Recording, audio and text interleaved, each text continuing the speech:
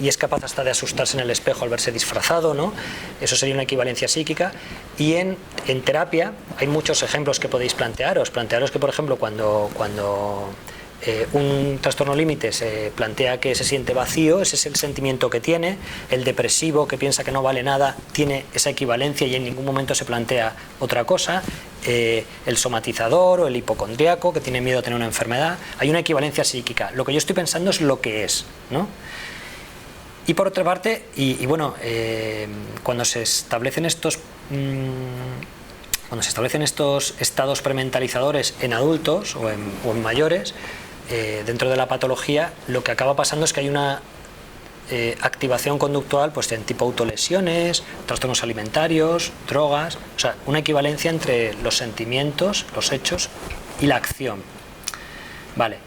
Y luego estaría el modo aparentado. El modo aparentado sería cuando sería como un poco más desarrollado, en el que sí que es capaz de diferenciar la realidad de la experiencia interior de la experiencia exterior. Por ejemplo, cuando un niño está jugando, ¿no?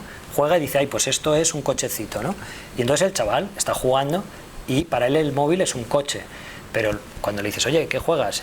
¿Estás jugando con mi móvil? Y dice, bueno, va, el móvil. Y deja de jugar y entiende que es el móvil. Pero durante un tiempo ha tenido un modo aparentado como si fuera un cochecito, ¿no? Entonces es capaz como de establecer un vínculo muy fuerte entre lo que estoy pensando y la realidad, ¿no? ¿Qué pasa? Que en el modo aparentado es como cuando un paciente se sienta y dice, pues yo no valgo nada y tú no me vas a entender, entonces no te hablo, ¿no? No te voy a contar lo que me pasa. Y eso sería un modo aparentado en consulta. Esto esto que os acabo de explicar tiene una importancia muy relevante, porque la cuestión es que, como vamos a ver luego, en los momentos en los que hay una gran activación de excitación o emocional, se inhibe la mentalización. O sea, no somos capaces de reflexionar sobre nuestras propias emociones. Y se conectarían estados prementalizadores, como estos dos. Quiero decir, en momentos de mucha tensión, de repente me ha dejado el novio, de repente he discutido con mi madre, de repente hay una situación muy intensa emocional, soy incapaz de mentalizar y conecto estados prementalizadores. Bueno, no voy a alargarme aquí. La cuestión es, esto, lo que os he explicado, ¿qué tiene que ver con la terapia en la mentalización? Pues lo que tiene que ver es que ellos, como os he dicho, plantean que en la terapia lo que se establece es una relación, y esa relación es una relación en la que el terapeuta mentaliza, el paciente mentaliza. Incluso hay dos tipos de mentalización. Hay mentalización implícita automática, como muy poco desarrollada, ¿vale? Muy preconsciente, de, por ejemplo, el paciente no te quiere hablar, ¿no? Entonces tú te sientes impotente, ¿no? Entonces sientes esa impotencia, ¿no? Pero eso no es una mentalización explícita, es implícita, es muy automática, ¿no? Y luego hay una mentalización más elaborada. Vale, pues yo me siento impotente porque yo le quiero ayudar, porque no me está permitiendo, porque a lo mejor... Entonces ahí ya tú estás reflexionando sobre tus propias sensaciones.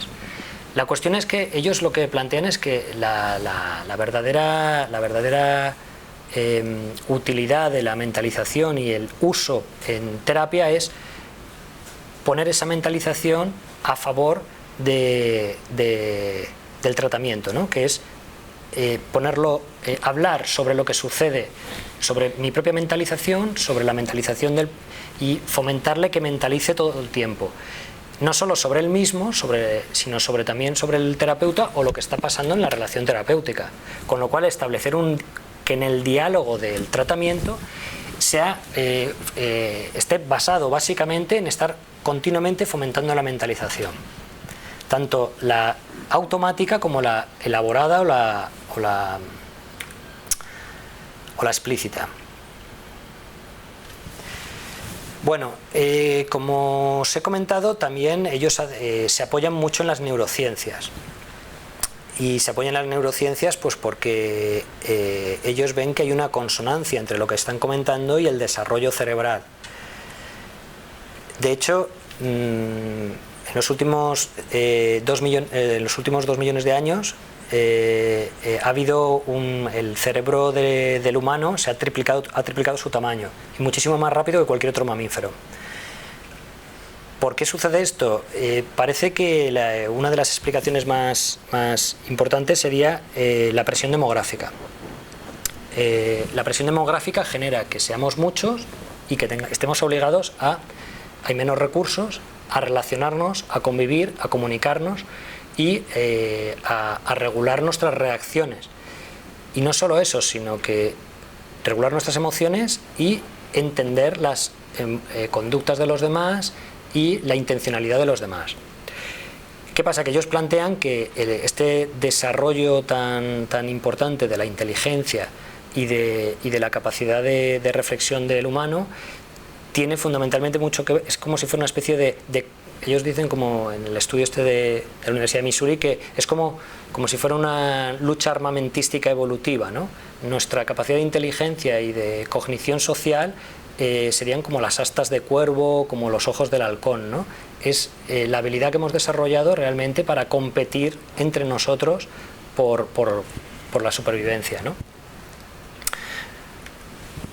Vale, esto es un estudio del 2017, de este mismo año, en el que establecen que las vías de la dopamina en la relación entre la madre y el bebé se conectan áreas relacionadas con la mentalización, ¿no?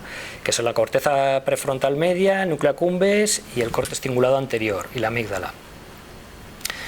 De hecho, en esta diapositiva lo que veis son las partes que se activan para tener la posibilidad de la capacidad de la mentalización. Aquí la tenéis un poco especificada por funciones, ¿no? Fundamentalmente estaría de abajo arriba la corteza prefrontal media, corteza orbitofrontal, las neuronas espejo, la amígdala, la unión temporoparietal. Vale. Entonces, todas estas... este es un estudio que es clave para ellos, porque lo que plantea es que hay dos sistemas de arousal, dos sistemas de activación que son independientes y complementarios. Un sistema de arousal que funcionaría con las capacidades prefrontales y un sistema de arousal que funcionaría con las capacidades subcorticales o de corteza posterior. ¿Eso qué significa? Que para tener un óptimo funcionamiento de nuestras capacidades prefrontales, os recuerdo que las capacidades prefrontales tienen que ver con la mentalización, pero también tienen que ver con la reflexión y con la inhibición conductual, lo digo porque estamos hablando de trastorno límite de la personalidad, fundamentalmente, para entenderlo. La capacidad prefrontal, para tener un óptimo funcionamiento prefrontal, tiene que haber un nivel de excitación, ¿no? De estimulación, de arousal. Ahora bien, si se supera un cierto grado, ese sistema de arousal cede su lugar a las reacciones emocionales. Quiero decir, coge el control nuestro cerebro más arcaico, más emocional, subcortical. ¿Qué pasa? Que no podemos pensar con claridad. No podemos pensar con claridad y se nos conectan las reacciones emocionales, fundamentalmente, por ejemplo, de huida. Yo esto lo veo claramente, por ejemplo, cuando yo trabajo con alimentarias. Una alimentaria en consulta, en despacho, es capaz de plantear pues sus miedos, sus angustias, un poco lo irracional que resultan algunos de sus pensamientos, pero cuando de repente pones un plato de comida sobre la mesa, se les activa la huida y la equivalencia psíquica. Si yo como esto, se me va directamente a la cartuchera. Y esto es una equivalencia psíquica. Se me conecta el miedo a engordar, el miedo a subir de peso, se me dispara. Y yo no atiendo a razones, no puedo ser capaz de mentalizar. Lo que hago es quedarme en ese momento prementalizador, ¿vale? Esto en estudios ya de neuroimagen, pero con humanos, bueno, los otros eran con humanos también. La cuestión es que con actividades de mentalización, ¿vale? Este es un estudio clásico, uno de los materiales que ellos utilizan para trabajar la mentalización o para evaluar la mentalización es identificar emociones en miradas, ¿no? Entonces les ponen 72 fotitos de miradas y se les dice, bueno, esta persona que tiene una cara juguetona, confortable, irritada, aburrido o qué, ¿no? Entonces es la capacidad de interpretar qué hay detrás de esa mirada, ¿no?, emocional. Entonces, tienen este ejercicio de evaluar mentalización con un ejercicio de evaluar, por ejemplo, qué edad tiene, ¿no?, esta persona, ¿no?, de 33 o 23 o 30 años, ¿no? ¿Qué es lo que ven? Pues que no se activan las mismas zonas para juzgar la mentalización de la persona, las emociones, para determinar qué es la emoción que tiene esa persona, que para evaluar qué edad tiene esa persona, que sería este primer gráfico, ¿no? Lo naranja serían las zonas identificadas con la mentalización. Pero en este estudio lo que hace el equipo de Fonagy es les dice, bueno, ¿y qué pasa si ahora les generamos estrés? ¿Por qué? Para ver el estudio anterior. ¿Qué pasa? Que lo que yo voy a pensar es que si yo les genero estrés, mentalizarán peor, ¿vale? Entonces, eso es lo que determinan. Les piden que les cuenten una situación de angustia emocional que hayan tenido en el último año y se la inducen. Y entonces les piden que hagan el ejercicio. Y realmente hacen el ejercicio peor.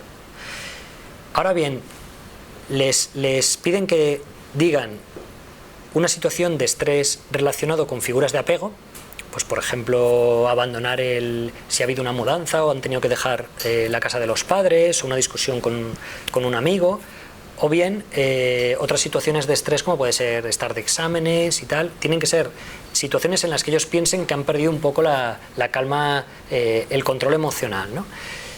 ¿Y qué pasa? Que lo que ven es que el estrés asociado a situaciones de apego provoca una mayor inhibición de las zonas mentalizadoras, ¿no?, que se ve aquí, ¿no? ¿Vale? Entonces, he de decir que no lo he dicho antes, en el de los dos arousal, claro, la cuestión es que la aparición de ansiedad lo que provoca son que se dispare la función de apego. Quiere decir que por eso también aquí trabajan lo del apego, ¿no?, que es el hecho de el apego lo que genera es la búsqueda de proximidad, la huida, el momento emocional intenso, ¿no? Por eso hacen este trabajo.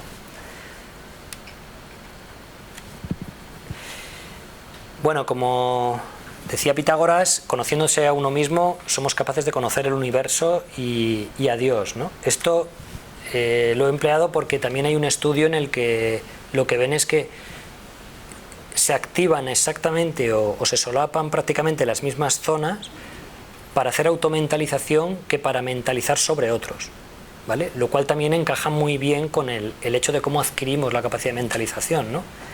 O sea, que pensando sobre las emociones de los demás se activan las mismas zonas que si pensamos sobre nuestras propias emociones. Y por no extenderme más en los estudios de neurociencia, solo recordar una línea de investigación que a mí me ha servido también recordarla o encontrármela, y es que para los que trabajamos con adolescentes, y es la corteza prefrontal no termina su evolución hasta la edad adulta, ¿vale? Y la sustancia blanca no termina de acabar su desarrollo hasta la edad adulta. Y esto se ha apreciado al trabajar, al someter a adolescentes y adultos a diferentes tipos de tarea. Lo que se ha visto, como veis aquí, es que el uso de la amígdala en adolescentes para hacer un ejercicio de observar rostros se dispara en comparación con el de adultos. Y en ejercicios de mentalización pasa lo mismo. Los adolescentes hacen un uso de la amígdala fundamentalmente y no de zonas prefrontales, que son las que tienen que ver con la mentalización. Con esto es como una especie de llamada a navegantes de que cuando trabajamos con adolescentes no se les puede pedir que reflexionen o que vean las cosas de forma tan madura, o que reflexionen o que inhiban conductas, ¿vale? ¿De acuerdo? Bueno, vamos a la última parte. No sé si voy bien de tiempo. Vale, muy bien. Bueno, entonces ahora lo que pretendía ahora era simplemente comentaros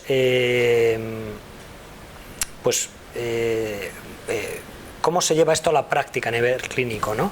A nivel clínico, solo recordaros que la idea fundamental, que incluso ellos mismos dicen que es pues como muy básica, muy sencilla, es que el tratamiento terapéutico pasa por tener en tu mente la mente del otro, lo cual es tan sencillo y a veces tan tan complejo como considerar al paciente.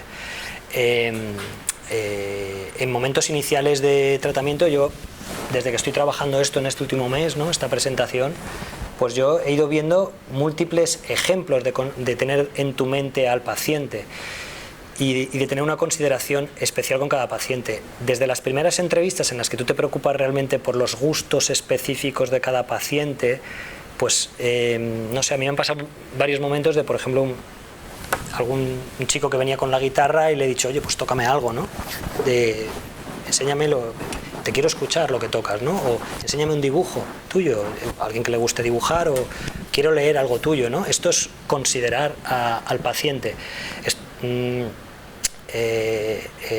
Y nosotros hace poco hemos tenido también una situación en la que un caso, el hecho de que un caso prefiera estar hospitalizado que irse a su casa, yo creo que te está diciendo que se siente más mentalizado y considerado allí que en su propia casa, ¿no? Entonces, bueno, la cuestión es, la idea es, lo importante que es mentalizar y considerar al paciente, y que si el desarrollo de la mentalización se establece entre el vínculo del cuidador y el niño, pues se establece por una interrelación, con lo cual es como el chiste que hay ahí, ¿no? Lo que no puedes hacer es decirle, vete a casa y me haces un registro de la mentalización, ¿no? Porque lo que tú tienes que enseñarles es a mentalizar en la propia interacción contigo, ¿no? ¿Qué pasa? Que a veces, pues como plantea Allen ahí, meterse en la mente de un adolescente pues a veces asusta, es un camino que puede ser un poco terrorífico, ¿no? Y puede dar miedo, pero es de lo que se trata, ¿no? Que lo importante es trabajar dentro del despacho, dentro de la relación con el paciente, todas estas capacidades, ¿no? Bueno, ¿cuáles son los elementos clave? Solo os voy a hablar de estos 6 puntos y son, a ver, esto es como una especie de breve seminario rápido, express, de cómo es la terapia de la mentalización, pero es para que os hagáis un poco una idea y tampoco os sorprendáis porque no es ninguna cosa sorprendente ni ninguna técnica complicada. A ver, lo primero que hay que tener es una curiosidad, a tener activa una curiosidad del propio terapeuta y como una visión mantenida en mentalizar, o sea, es estar constantemente promoviendo la búsqueda de la emoción que hay detrás de lo que está sucediendo, ¿no? Y eso hay que promovérselo al paciente y promoverlo con tus propias sensaciones también. Con lo cual se trabaja en el aquí y en el ahora, ¿vale? Aunque se haya hablado de dónde puede provenir el problema realmente, y ellos sean neopsicoanalistas, ¿no? Realmente no se presta tanta atención o no se busca directamente lo inconsciente, lo pasado o el insight, sino que realmente lo que se está buscando es que la persona establezca una mejor regulación emocional de su momento actual, ¿vale? No, entonces, la intervención lo que intenta es como establecer puentes constantemente entre la experiencia emocional que está teniendo en ese momento y la representación simbólica. De forma que lo que intentan es como establecer una cierta coherencia, constantemente identificar emociones y establecer coherencia en lo que está sintiendo esa persona. ¿Eso significa que no hay que trabajar la transferencia? Sí, la transferencia lo que pasa es que ellos entienden la transferencia de una forma diferente. Para ellos la transferencia es inmediata, es la real, la que está pasando en este momento, ¿no? Lo que espera del terapeuta, lo que siente con el terapeuta, se trabaja pero en ese momento. No se intentan buscar interpretaciones transferenciales en un primer momento. Y la forma de trabajarlo es siempre intentar sintonizar con él desde tus propias emociones, o sea, le tienes que hacer un poco esa especie de espejamiento por tu parte, ¿no? Con lo cual, si os dais cuenta, es como sacar un poco al terapeuta de esa posición cómoda, distante, ¿no? Sino que te hace meterte un poquito más en el terreno de juego, ¿no? Tú tienes también que interrelacionar, y en esa interrelación es en la que se establece la mejoría. Por tanto, todas las inevitables situaciones o actuaciones que pueden darse lugar en la terapia son intervenidas, ¿no? O sea, se hablan, pero no necesariamente buscando todo el tiempo significados inconscientes, sino, como os he dicho, buscando los afectos y las emociones de ese momento presente.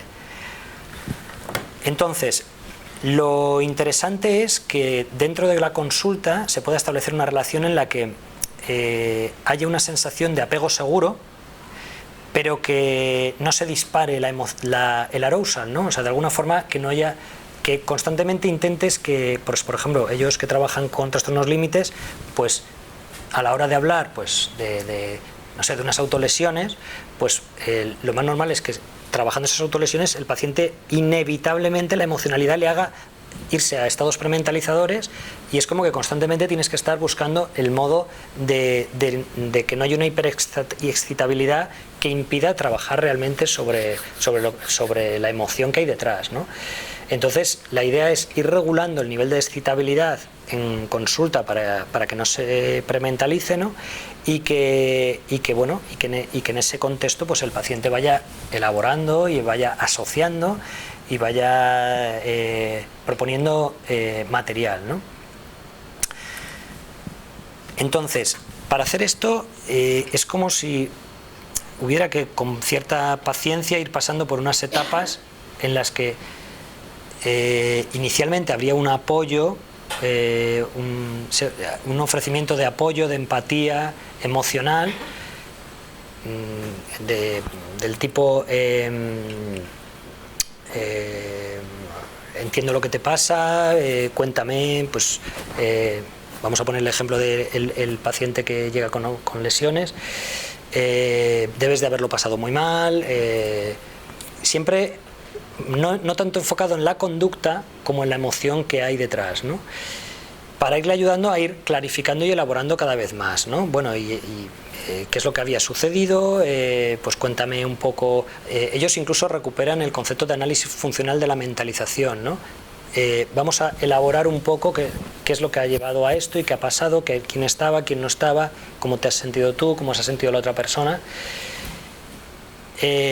como un poco de ir profundizando y ir entrando en las situaciones conflictivas, para luego propiciar ejercicios de mentalización básica en la que se le hace desarrollar la capacidad de analizar detenidamente la parte emocional. Hay como dos técnicas, la de para, escucha, mira, y para, rebobina y explora, ¿no? De forma que, bueno, vamos a ver exactamente tú por qué te sentiste así y qué esperabas de la otra persona. Bueno, y esto tú parece que te sentías decepcionado, pero entonces explícame un poco por qué, qué esperabas, qué pasó antes, ¿no? Y entonces ir un poco como ayudándole a ir buscando las claves emocionales de las situaciones. En niveles de trabajo en los que ya hay un cierto apego y una cierta relación más cómoda o más se ha establecido un vínculo más fuerte, sí que se pueden establecer mentalizaciones interpretativas o mentalizaciones de la transferencia. De hecho, por ejemplo, vamos a poner aquí algunos ejemplos. El supuesto sería, pues, por ejemplo, que un paciente en consulta se sienta ofendido y grite en consulta y esté muy enfadado, y a lo mejor una interpretación de tipo apoyo sería: oye, vaya, parece que te sientes muy herida, ¿no? Que te sientes muy mal, o vamos a ver, ¿te has sentido herida? ¿Qué es lo que ha pasado? Cuéntame un poco más. Yo creo que esta situación está recogida como si alguna de las intervenciones del terapeuta provocara una reacción muy intensa en el paciente, ¿no? Entonces, en una mentalización básica ya sería: vaya, te has sentido herida, puede que sea muy duro para ti venir aquí, estar conmigo, empezar a hablar un poco de lo que interprete un poco ese daño, ese malestar, ¿no? Y luego ya sería, puede que te sientas herida, esto ya sería interpretando un poco, ¿no? Eso me recuerda cómo reaccionas a menudo, cómo te sientes, y cuando quieres que alguien no hace lo que tú quieres, ¿no? Como demostrar un poco la frustración, que puede ser una reacción más generalizada, ¿no? Aquí habría algún ejemplo en el que se hablaría de la transferencia. Veo cómo acabas sintiéndote herida por lo que está pasando aquí. Luego no estás segura si quieres estar aquí o no. Al final crees que es la única forma. Al final creo que la única forma que tú sientes que captas mi atención es si te sientes víctima herida con derecho a tratamiento, ¿no? Estos son como ejemplos que él pone que se pueden ir haciendo según puedes ir estableciendo mayor vínculo, ¿no? De hecho, ellos, cuando hablan de la mentalización de la transferencia, usan un término que es el elefante en la habitación, ¿no? Que es como una especie de expresión inglesa, que es cuando, por ejemplo, pues eso, tienes un paciente en consulta que viene con autolesiones y no te quiere contar lo que está sucediendo, ¿no? Entonces, claro, plantear la atención en las autolesiones no es mentalizar. Realmente toda la intervención tendría que ser con háblame de qué ha pasado, cómo te sientes, está claro que lo has pasado muy mal, y qué pasaría si el paciente no se abre y está en ese momento de funcionamiento, como hemos dicho antes, de modo aparentado, ¿no? Yo no voy a hablar contigo porque no me vas a entender. En ese momento sería un momento de establecer a lo mejor una mentalización de la transferencia. Bueno, aquí pasa algo porque no confías en mí, o bien yo me siento impotente o no puedo ayudarte, o me siento mal de no poderte estar ayudando, ¿no? Y entonces, ¿qué pasa? Que la angustia que puede estar bloqueando ese momento terapéutico se desbloquea al poder mentalizar sobre el elefante en la habitación, ¿no? Bueno, esto han sido una especie de pinceladas básicas de cómo funciona este tratamiento. Nosotros, bueno, no sé si tengo un par de minutos más, lo que hemos pretendido es ver cómo reaccionaban nuestros pacientes, y la verdad es que con un equipo fantástico de una PIR, una IR, una MIR, una máster, un grado de enfermería era, ¿no? Hicimos ahí un bloque de trabajo y conseguimos hacer una intervención grupal en ambulatoria para pacientes ambulatorias de trastornos alimentarios. Y el fundamento detrás era pues incluir pues una psicoeducación,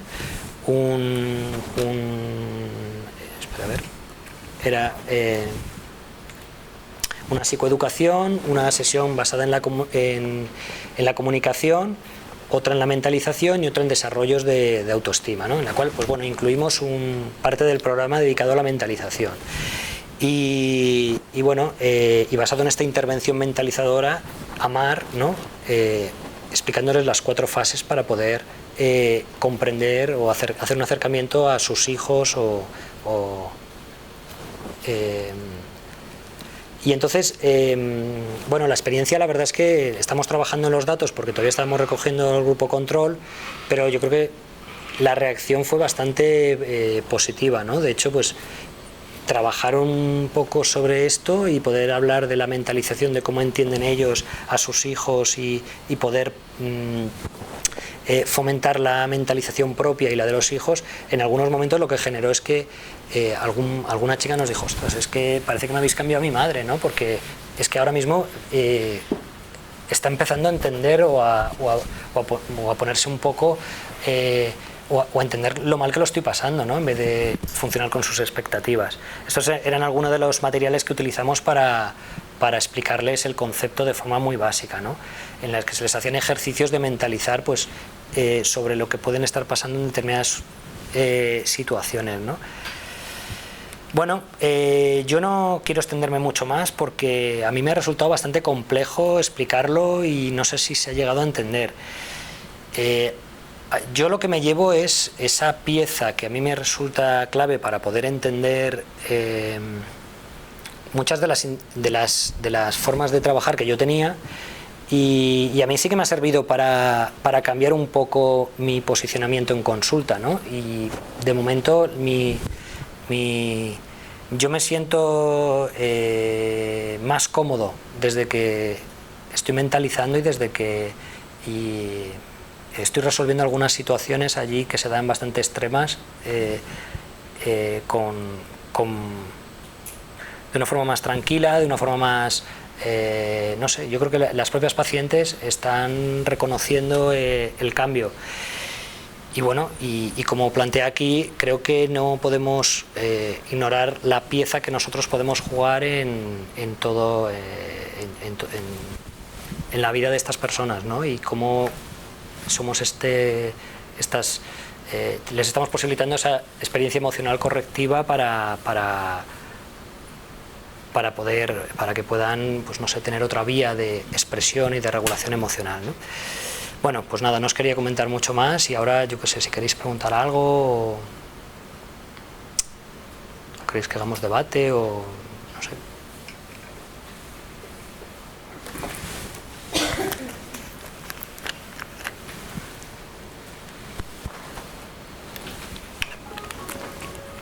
¿Ha quedado claro, Paco, que tenías ahí? Sí, yo tengo bastante claro. Es lo que hacemos todos, pero sin darle nombres, ¿no? Todo muy basado en el psicoanálisis. Yo veo mucho psicoanálisis ahí atrás, ¿no? Sí. Sin nombrar los mecanismos de defensa, muy basado todo en Pauli, el apego. Hay como una especie de horror a nombrar a Freud, ¿no? Que fue el que lo inventó todo. Y el psicoanálisis que se hace ahora no es el psicoanálisis que se hacía en la época de Freud, ¿eh? Es decir, los psicoanalistas de tercera generación son los que han inventado pues cómo tratar a los enfermos más graves, a los que Freud llamaba neurosis narcisistas y que consideraba que no hacían transferencia, luego se vio que sí. El TLP, por ejemplo, Freud nunca había tratado a un TLP y sin embargo las psicoterapias psicoanalíticas que hoy en día se hacen han modificado la técnica de una manera radical, ¿no? Básicamente en la línea de lo que dice este hombre, de lo que decía Fonagy, en el sentido de que esa neutralidad distante del terapeuta pues era una cosa que sobraba en el psicoanálisis, ¿no? En el psicoanálisis sobraban muchas cosas. La primera, el diván, ¿no? El diván ya no se usa, ¿no? Es una cosa trasnochada, ¿no? Y otra cuestión que tampoco se usa es la cara de póker, ¿no? La cara de póker y la idea esta de que la neutralidad emocional, ¿no? A mí me parece que esta teoría de alguna manera recoge esa tendencia cada vez más importante de resonar con lo que te está contando el otro, ¿no? Es decir, la resonancia emocional es una de las características de cualquier psicoterapia, ¿no? Pero cuando la gente te dice, usted sí que me comprende, ¿no? Usted sí que me comprende, yo creo que es la clave, ¿no? Sí. Lo cual no quiere decir que sea suficiente con comprender, ¿no? Pero sí que es verdad que esa sensación de traducir el espejo que es siempre el otro hacia adentro es una de las características de las psicoterapias dinámicas, ¿no? De toda la vida, ¿no? A mí, de lo que has contado, que me ha gustado mucho tu exposición porque lo he comprendido, y eso significa que lo has hecho muy bien, pues una de las cosas que me he quedado pensando y traspuesto, pensando en varias escenas que tú has, pinceladas que tú has planteado, ¿no? Y no las he apuntado, por lo tanto algunas las he perdido, ¿no? Pero me ha hecho mucha gracia cuando has hablado de la